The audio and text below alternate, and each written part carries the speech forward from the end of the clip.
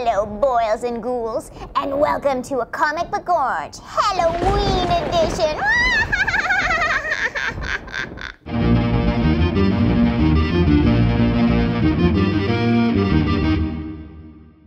Fanboys See You Knife and Little Dicky Church have been screaming to see The Walking Dead. We aim to please. La la la la la la la la la la la. Happy now? Walking Dead follows a group of survivors led by Rick Grimes in a world overrun by the undead.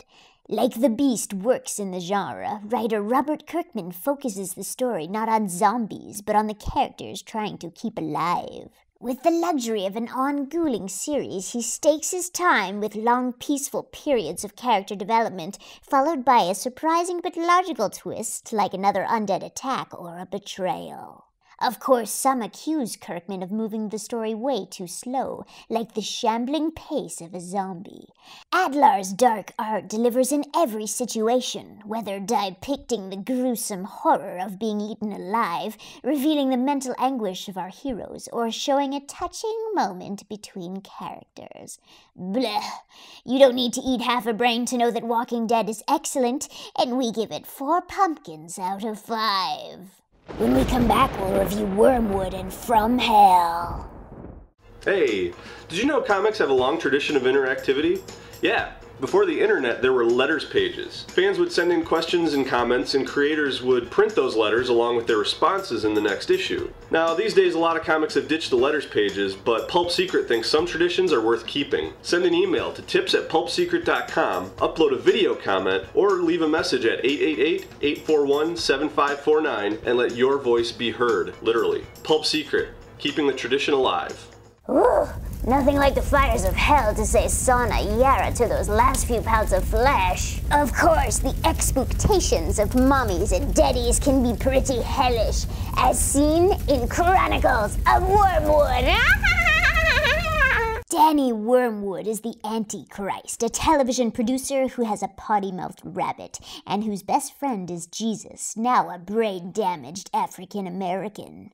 Wormwood just wants to enjoy what he has, but his dear old dad has other plans for him. Garth Ennis exhibits his lighter side in Wormwood with sick comedy that has a sharp edge poking at the world today, and is definitely meant for adults only. He also brings interesting ideas to the table on the nature of heaven and hell, and whether we really need God and the devil in our lives. Unfortunately, while it's very well done, it sometimes feels he's digging up the grave of his classic series Preacher. As always, artist Jacen Burrows delivers the goods. What more can be said about his varied and accurate anatomy, the warmth and character he brings to everybody and every bunny he draws? Wormwood's rotted core may not be for everyone, but it's a good read, and we give it 3 pumpkins. Now you must be dying to know, what is our favorite graphic horror novel? Well, for a bloody good time, we turn to the original slasher, Jack the Ripper in Alan Moore and Eddie Campbell's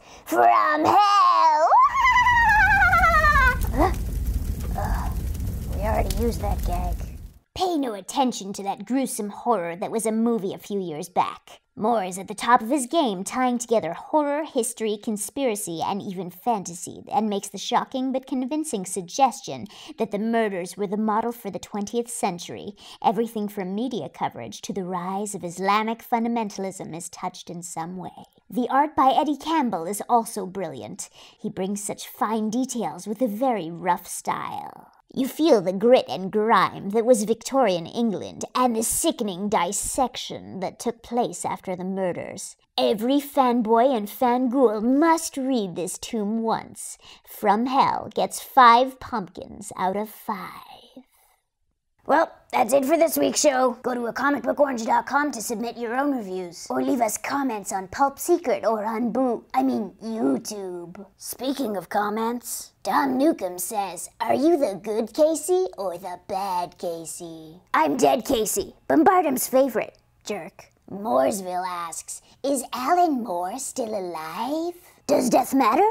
It hasn't stopped Warren Ellis." Oh, Warren, you make my phantom bosoms heave. Ilnara says, Xuvi parolas esperanton, durka, blah, blah. Oh yeah, well, I can say stupid words too. Klatu, verada, necktie. Uh-oh.